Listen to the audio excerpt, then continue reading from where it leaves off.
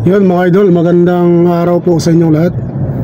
So ngayon magbibigay reaction lang tayo dun sa nangyari ulit sa nagte-trending ngayon sa social media.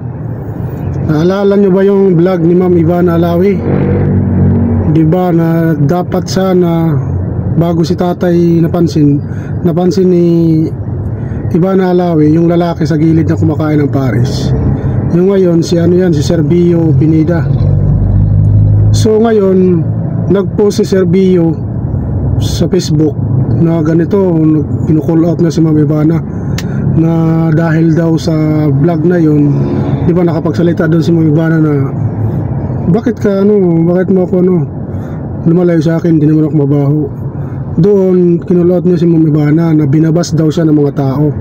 Hindi ko alam kung anong lang niya na to, pero nag-post siya na gusto nung lalaki, yung si Serbio, nung nakagip dyan sa camera na bago si tatay na ni Ma'am Ivana, siya dapat siguro siya dapat ang mabibigyan.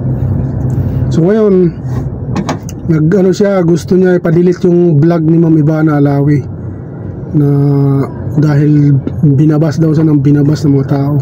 Hindi ko ba alam kung gawa niya lang ba yun, wala naman nata sa kanya, hindi natin masabi. So ngayon, anong masasabi nyo dyan mga idol?